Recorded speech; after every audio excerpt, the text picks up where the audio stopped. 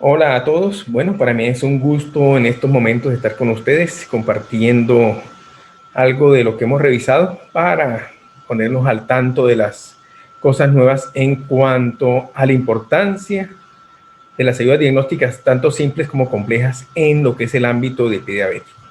Confirmo que no tengo conflicto de intereses para esta conferencia. ¿Y qué vamos a evaluar? Bueno, es importante saber que vamos a hablar varios puntos. Primero, el estado clínico integral de esa persona que en un momento determinado necesitamos llegar a analizar su estado clínico. El estado, obviamente, de la extremidad, y vamos a analizar el estado de la misma lesión. Bueno, cuando vamos a evaluar el estado clínico integral de esa persona, tenemos que tener presente varios puntos, como una de las cosas más importantes es la presencia de comorbilidades. Ver cómo está su estado nutricional, ver si el estado cardiometabólico es adecuado o no es adecuado, la presencia de infección localizada o bien sistémica, el estado mental del paciente y algo que a veces se nos olvida evaluar, como es el estado sociocultural y ambiental, lo que nos garantiza un énfasis y un resultado favorable siempre. Bien, cuando hablamos de estado clínico integral en cuanto a la presencia de comorbilidades, una de las más importantes es analizar cómo está el estado de su presión arterial. Para eso utilizamos unos aparatos, entre ellos el tensiómetro, pero es mucho más importante en algunas ocasiones verificar a través de lo que es el monitoreo ambulatorio de presión arterial. ¿Por qué es importante esto? Primero, porque hay que tener claro que hay que llevar a ese paciente a metas. Las metas importantes que podemos manejar es aquellas en donde, obviamente, el paciente con diabetes debe tener claro cómo debe ser su tratamiento y qué es lo importante en cuanto a esto. Sabemos que la presión arterial, que a la meta que debemos llevarlo es 130-80, que más adelante volvemos a tocar para tener eso claro. Bueno, ¿y dónde radica la importancia de mantener una presión saludable? Hay muchos factores. Uno de ellos es que una úlcera que la genera la presión arterial elevada, que es la úlcera de Martorell. Muchas veces fracasamos en el tratamiento porque se nos olvida este tipo de úlcera, que es fácilmente mejorada cuando la presión arterial se lleva a metas. Entonces no olvidemos ese punto, que es sumamente importante en cuanto a presión arterial. Pero no es lo único que tenemos que evaluar en comorbilidades. Tenemos presente la hiperlipemia. La hiperlipemia, que simplemente con un perfil lipídico mínimo bien llevado, que puede ser con un equipo ambulatorio o en el laboratorio, pueden determinar dónde está su estado lipídico de esa persona, dónde se encuentran los niveles de lípidos de esa persona, y manejar eso con metas, llevarlo a metas. Recordemos que, por ejemplo, el Colegio Americano de Endocrinólogos tiene unas metas que son bastante interesantes, sobre todo en el paciente con riesgo extremo o riesgo muy alto, como son la mayoría de nuestros pacientes diabéticos. Esos pacientes, los cuales tienen alto riesgo, podemos llevarlo a estas metas porque eso nos hace énfasis en que va a mejorar su estado periférico en cuanto a la circulación. Y ahí viene un punto. Cuando solicitamos evaluación de las arterias periféricas, hacemos una ecografía, que sabemos hoy en día que esta ecografía nos está mostrando en dónde se encuentran las placas de ateroma y qué grado pueden tener. Es bastante interesante saber que se puede relacionar con el calcio que a veces medimos a través de una tomografía. Entonces, es casi equivalente y mucho más fácil de realizar en muchos pacientes la ecografía de las arterias periféricas, y con ello vemos cómo está su íntima, cómo está el grado de compromiso de ateroma. No olvidemos también que el paciente puede tener una comorbilidad importante, como es la falla renal o insuficiencia renal, que simplemente con unos exámenes muy claros, como es la albuminuria, la creatinina y obviamente hacer la tasa de filtración glomerular bien calculada. Ya sabemos que la parte de nefrología hace énfasis en que la tasa de filtración glomerular debe ser calculada obviamente con el CDK-EPI, porque nos da un valor mucho más cercano a la realidad. Sabemos que la albuminuria por encima de 20 o más encima de 30, según el método de medición, es sumamente importante. Creatinina elevada y tasa de filtración disminuida nos va a llevar a empeoramiento del estado, obviamente, vascular de la persona, con las comorbilidades que nos pueden llevar a no oferir términos. En este caso puede ser un pie diabético o una úlcera de pie diabético. Y por último, pensemos que se puede hacer un eco renal como complemento de toda esta situación, pero el eco renal no es un examen que nosotros hagamos habitualmente. Eso se encargaría básicamente su nefrólogo de manejarlo y de llevarlo a cabo.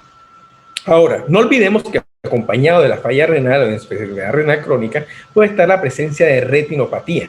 Es importante siempre hacer un fondo de ojo a estos pacientes y evaluar el estado de su retina. Ya obviamente se puede hacer una cámara retinal no mediática que nos hace un barrido general de todos estos pacientes, pero recordemos que el especialista o oftalmólogo va a ver esa retina ya bien con retinografía o estudios más avanzados, el cual le va a llevar a una mejoría o un tratamiento de su estado de retina. No olvidemos también que cuando vemos un paciente con cualquier herida, cualquier lesión, es importante evaluar complementariamente su estado nutricional.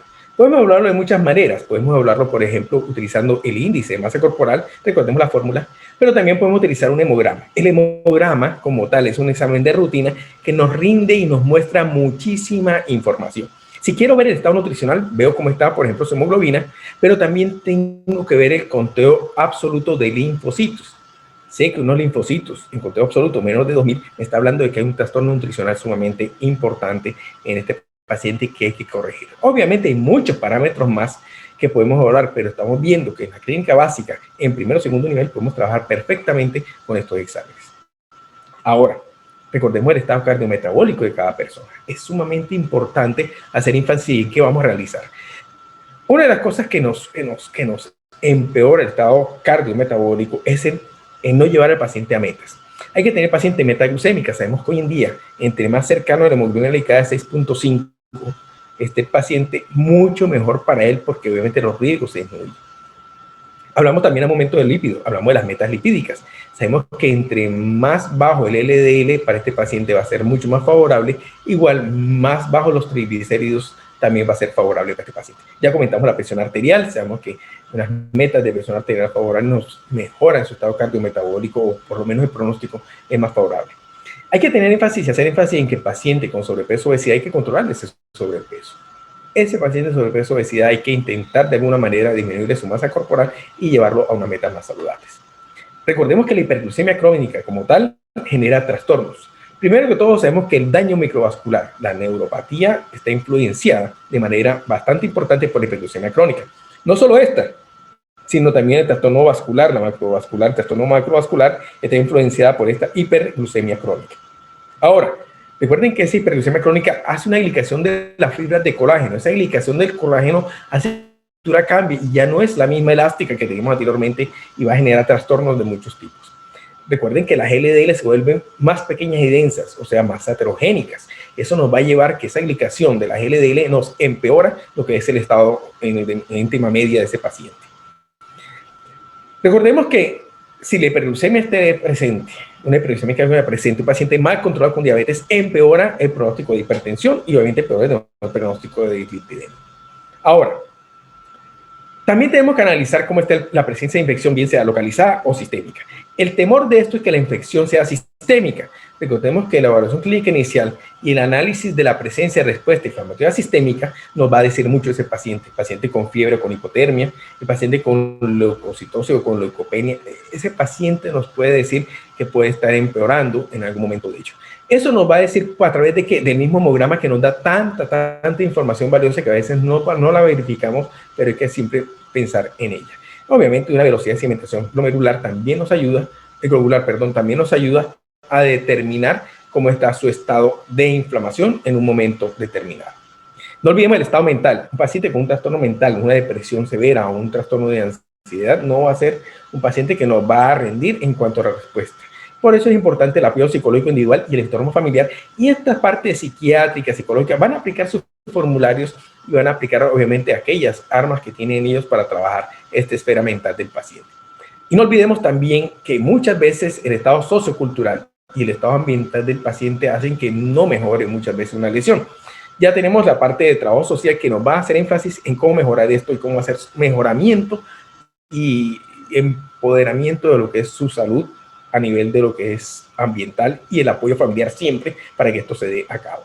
Esto influye siempre de múltiples maneras y si logramos trabajar en esto, vamos a tener un resultado favorable a favor. Ahora, otro de los puntos que tenemos que ver es cómo está el estado de la extremidad. Para ver el estado de la extremidad tenemos que evaluar el estado de la neuropatía.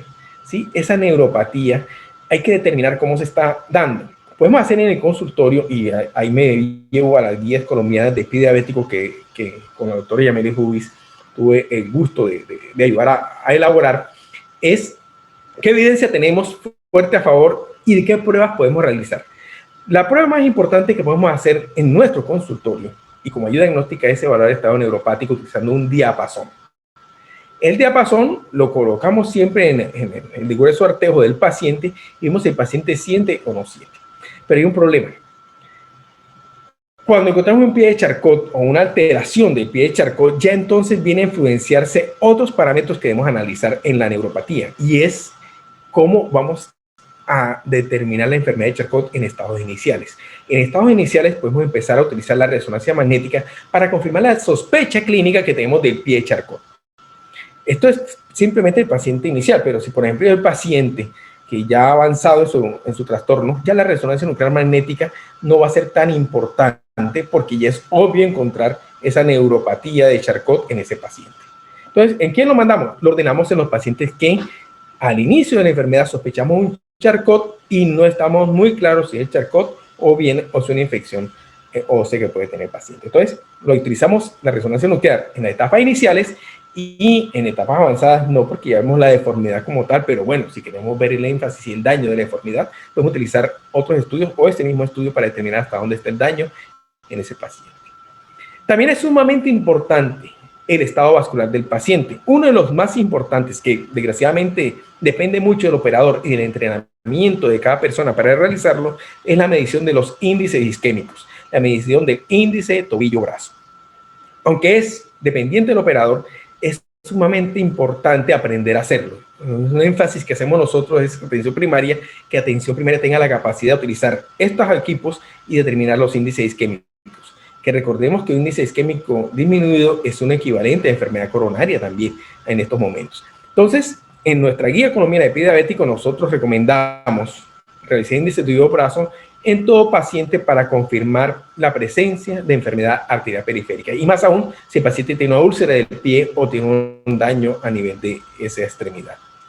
Obviamente podemos utilizar el duplex escana color y el análisis de ondas de Doppler para determinar también su estado vascular. Esto sería una etapa avanzada y que nos está dando unos valores bastante importantes, pero sabemos que podemos pedirlo, pero también sabemos que es equivalente a un índice de tobillo-brazo cuando lo hacemos de manera adecuada. Recordemos que es un punto de una práctica clínica que considera a todos los expertos que una prueba de examen vascular debe incluir no solo la palpación de los pulsos, sino también se recomienda realizar el Doppler scan color y el análisis de ondas de Doppler en todo paciente con pie diabético con una úlcera complicada. Bien, eso nos ayuda mucho al futuro del paciente y ver qué vamos a hacer, porque seguramente puede tener una presencia de una enfermedad arterial periférica. También podemos utilizar lo que es la tensión transcutánea de oxígeno. No es muy frecuente utilizarlo, pero obviamente lo podemos utilizar y eso nos está dando también cómo está llegando el flujo vascular por múltiples días a esa extremidad de este paciente y podemos determinar también qué se puede hacer en un momento determinado. Bien, también cuando vemos el estado de lesión, quiero ver cómo está la úlcera como tal y nos basamos en la escala de Timers, que nos muestra un camino integral de ese paciente, donde vemos el tejido, el grado de inflamación, obviamente cómo están esos bordes, cómo está la lesión como tal, cómo está la regeneración, pero influye en algo más que son los factores socioambientales y sociales para que ese paciente mejore. Estos son temas de otra conferencia que seguramente vamos a ver y vamos a disfrutar posteriormente. Debemos tener claro el estado de la lesión. Cuando vemos el estado de la lesión, tenemos que saber el grado de infección, saber que existe un biofilm que puede simplemente estar ahí, puede colonizar, pero puede en un momento determinado hacerse o perder el control y llegar a infectar esa úlcera o esa lesión. Hay que saber manejar el biofilm, hay que saber que está presente y cuando ya hay infecciones en ella, nosotros tenemos que tener claro que en nuestras guías hablamos de lo que es la toma de cultivo. Ese cultivo nos va a permitir, cultivo y este hemograma, nos va a permitir determinar qué germen está en esa extremidad. Esos son lineamientos de los paneles de expertos que tenemos nosotros de las guías ITSA, que son donde estamos nosotros trabajando para que podamos llegar a todo nivel. Ahora, ya habíamos comentado cuando pensamos en presencia de osteomelitis, podemos utilizar otras series diagnósticas como es la resonancia nuclear magnética para confirmar ese diagnóstico de osteomelitis en pacientes con pie diabético y que sospechamos un compromiso óseo en un momento determinado. También recordemos que la velocidad de cimentación globular mayor a 70 milímetros por hora nos confirma que hay una infección activa en ese paciente. Ya hace un momento lo comentamos, pero hago énfasis porque muchos pacientes con pie diabético infectado no llevamos a cabo estas análisis, estas relaciones. Entonces recordemos realizar cultivo y énfasis en esto Aunque empecemos un tratamiento empírico en ese paciente, es importante realizar un cultivo y un antibiograma para confirmar la presencia de infección y obviamente confirmar qué germen se encuentra en esa lesión para empezar a trabajar sobre ello. Recordemos también que el hemograma y la velocidad de segmentación nos da muchísima información de ese paciente. Ahora, también queda claro que en las infecciones, cuando yo hago toco un hueso con algún artículo, con algún equipo, ¿sí? Esa prueba del estilete me está diciendo que hay compromiso óseo. En el momento que yo con una sonda, con un estilete, con cualquier objeto quirúrgico, toco hueso en ese paciente, puedo decir que ese paciente tiene osteomielitis. Si tengo dudas con ese punto, debo obviamente solicitar lo que sea una resonancia magnética para estas situaciones. Y es importante que el panel de expertos tomó como punto de una práctica clínica que si la úlcera de ese paciente es mayor a 2 centímetros, siempre debemos descartar la presencia de osteomielitis. Entonces, eso es importante tenerlo presente porque si yo toco hueso con un equipo, una sonda o con una pinza, como queremos llamarlo, toco hueso, ya es una sospecha bastante importante de compromiso óseo. Básicamente puedo decir que hay compromiso óseo. Entonces, eso es lo que me ayudaría en la consulta, pero si yo quiero confirmarlo, puedo utilizar o la radiografía o la resonancia nuclear. Fíjense que utilizamos una pinza de Kelly, estamos pasando por un sitio, tocamos hueso y cuando correlacionamos en este caso con la radiografía, vemos que el compromiso óseo de esta cabeza metatarsal es bastante importante. O sea, lo que estamos viendo clínicamente, ¿sí? Con el examen clínico, la radiografía no lo confirma. Eso es claro tenerlo presente. Bien, esos son lo que tenemos para mostrar ahora, son los exámenes básicos que podemos trabajar nosotros a nivel de primero o segundo nivel, ya seguimos.